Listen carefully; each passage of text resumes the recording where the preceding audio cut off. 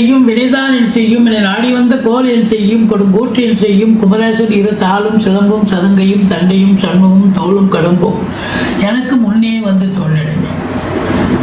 ஓம் அனுமந்தாய வித்மகே வாயுபுத்திராய தீமகே தந்தனோ மாருதி பிரச்சோத்யா பட்டீஸ்வரம் ஸ்ரீ விஷ்ணுதுர்கையே போற்றி.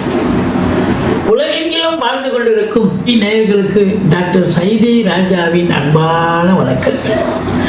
நாம் இப்பொழுது இந்த எபிசோட்ல விஸ்வாவச ஆண்டு தமிழ் மாதம் ஐப்பசி மாத ராசி பலன்களை பார்க்க போறோம்.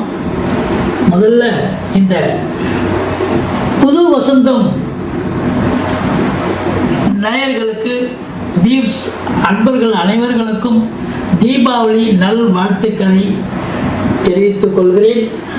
18/10/2025 முதல் 16/11/2025 வரைக்கும் மொத்தம் 30 நாள் ஐப்பசி மாதம். இதனுடைய பலன்கள், இந்த ஐப்பசி மாதத்து கிரகங்கள் ஒவ்வொரு ராசிக்கும் எப்பேற்பட்ட பலனை வழங்கப் போகிறது என்பதை பார்க்கலாம் வாங்க. இந்த மாதம் ஒரு முக்கியமான விஷயம் என்னன்னா, குரு கடகத்தில் உச்சமடைகிறார்.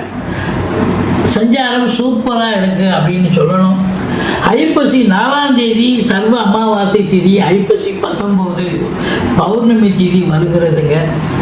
அந்த உங்களை பொறுத்தவரையிலையும் இந்த கிரகங்களுடைய நிலை ஒவ்வொரு ராசிக்கும் எப்பேற்பட்ட பலனை வழங்கப் போகிறது என்பதை பார்க்க போகிறோம். வாங்க ராசிக்குள் செல்லலாம். சிம்ம ராசி அன்பர்களுக்கு வணக்கங்க. சிம்ம ராசி காலபுருஷனுக்கு 5வது ராசி, மகம் பூரம் உத்திரம் முதல் பாதம் உள்ளடக்கிய இந்த ராசிநாதன் 3ஆம் இடத்தில் இருக்கிறார், நீச்சமா இருக்கிறார் சூரிய பகவான். இருந்தாலும் நீச்ச பங்கம் பெறுகிறார். அந்த வீட்டு அதிபதி பரிவர்த்தனை யோகத்திலையும் 17 தேதிக்கு பிறகு அங்கே போய் ஆட்சி பெறுவதாலும் நீச்ச பங்கம் பெறுகிறார். அப்ப ராசிநாதன் 3ஆம் இடத்தில் இருப்பது எடுத்த காரியங்கள் கைகூடி வரும். 3இல் சுக்கிர பகவான் இருப்பது என்பது வீட்டுக்கு தேவையான விலையுறந்த பொருட்களை வாங்கி மகிழ்வீர்கள். வீட்டில் டிவி ரிப்பேர் ஆகிடுச்சு, இல்லை வாஷிங் மிஷின் ரொம்ப நாளாக அதுவும் கொஞ்சம் சரியில்லாத சூழல் ஆகிடுச்சு, மாற்றலாம் அப்படின்னு இது போல் ஏதாவது வீட்டுக்கு தேவையான ஒரு பொருட்களை வாங்கி மகிழ்வீர்கள். பிள்ளைகளுக்கு கம்ப்யூட்டர் லேப்டாப் இதெல்லாம் வாங்கி தருவீங்க, ட்ரெஸ் மெட்டீரியல். அது மட்டுமல்ல, பெண் பிள்ளையாக இருக்கும் பட்சத்தில் தங்கம் வெள்ளி வாங்கி தரக்கூடிய ஒரு அம்சமும் இருக்கு.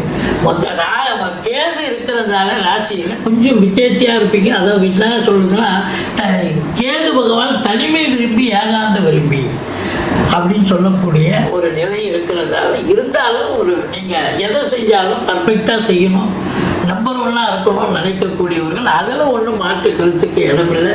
இந்த குரு பாருங்க 5 குடையவன் 12இல் உச்சம் அடைகிறார். பிள்ளைகளுடைய வளர்ச்சி கல்வி மேன்மை மிக உன்னதமாக இருக்கும். குறிப்பாக உங்கள் பிள்ளைங்களை வெளிநாடு அனுப்பி உயர்கல்வி படிக்க வைக்கணும்னு நினைக்கிறீங்க பாருங்க, அது சாத்தியமாகும். அவங்க போய் படிப்பாங்க, நல்லா படிப்பாங்க அப்படின்னு கண்டிப்பாக சொல்லலாம். மற்றபடி உங்களுக்கு பார்த்தீங்கன்னா 4ஆம் இடத்தை குரு பார்ப்பதால் பண வரவு சிறப்பாக இருக்கிற ஒரு பட்சத்தில் சம்பாத்தியம் சிறப்பாக இருக்கும் பொழுது நீங்கள் 4ஆம் இடத்தை குரு பார்ப்பதால் வீடு வாங்க, மனை வாங்க, தோட்டத்துறவு வாங்க, வீடு கட்ட, இல்லை பிளாட்டு வாங்க, கண்டிப்பாக குடும்ப உறுப்பினர்கள் சகிதமாக உட்காந்து பேசி நல்ல ஒரு சுப முடிவாக எடுப்பீங்க. அது கண்டிப்பாக சக்ஸஸ் ஆகுமா ஆகும் அப்படின்னு சொல்லலாம். மற்றபடி படிக்கிற பிள்ளைகளும் நல்லா படிப்பாங்க. சுகஸ்தானத்தை குரு பார்ப்பது சுகவாசியாக இருக்க போறீங்க. தாய் வழி சொந்தங்களால் கூட அனுகூலத்தை தரக்கூடிய நிலை, தாய்மாமன் வழியில் கூட நல்லது நடக்கக்கூடிய நிலை. எதிரிகள் ஓடி ஒளிவார்கள். கடன் சுமை படிப்படியாக குறையும். கோர்ட்டு கேஸு வம்பு வழக்குன்னு இருந்தவங்களுக்கு சாதகமான ஒரு சூழல் வந்தாச்சு. சொந்த தொழில் பண்ணக்கூடியவர்களுக்கு நம்பிக்கைக்கு பாத்திரமான பணியாளர்கள் கிடைக்க போகிறார்கள்.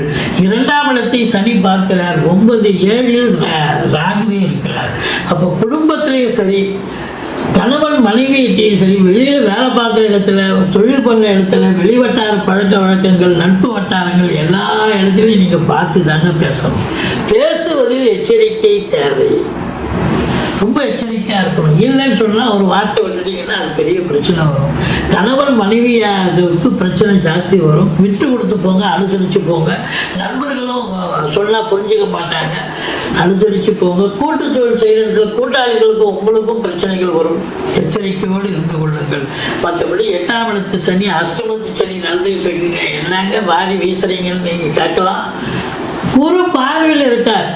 அஷ்டமத்து சனியை குரு பார்க்கறதால வக்ர நிவர்த்தி ஆகி சனி பகவானுடைய தீய பலன்கள் நிச்சயமாக நடக்காது.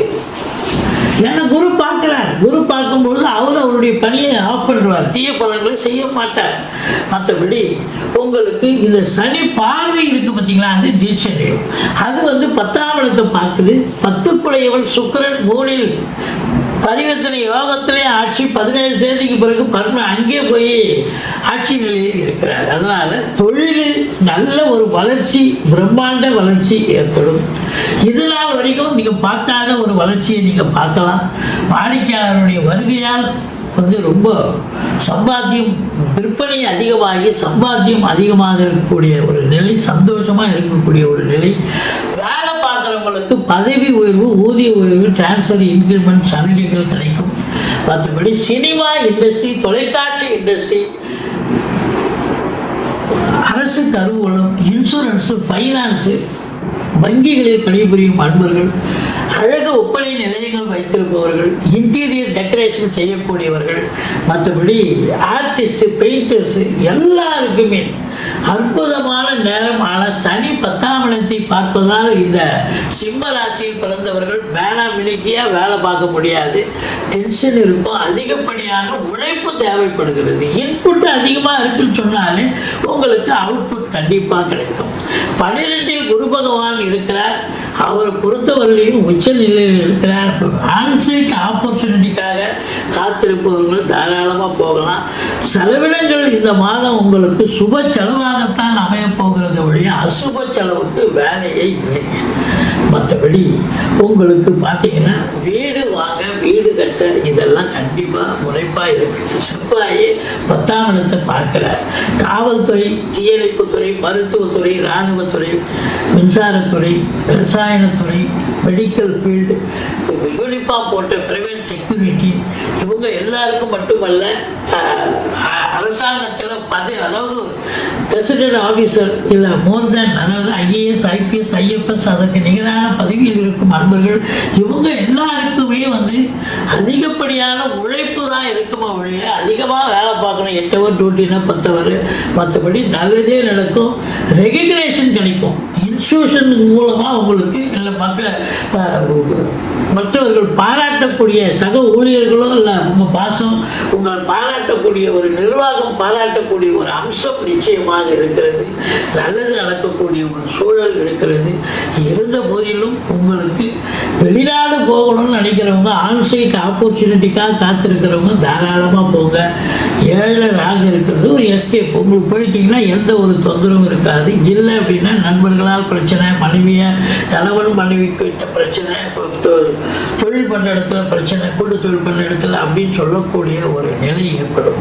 மற்றபடி இந்த ராசியில் பிறந்த அன்பர்கள் பார்த்தீங்கன்னு சொன்னால் 16, 17, 18 சந்திராஷ்டம நாட்கள் வரை இருப்பதால் எச்சரிக்கையோடு இருங்க. ராகு கேது பிடியில் சிம்ம ராசி இருக்கிறதால துர்க்கைக்கு வழிபாடு பண்ணுங்க, கேதுவுக்கு பிள்ளையார வழிபாடு பண்ணுங்க. மற்றபடி ஓம் அமிர்த ராகுவே போற்றி, ஓம் அமிர்த கேதுவே போற்றின்னு ஒரு டெய்லி ஒரு 107 சொல்லிட்டு வாங்க.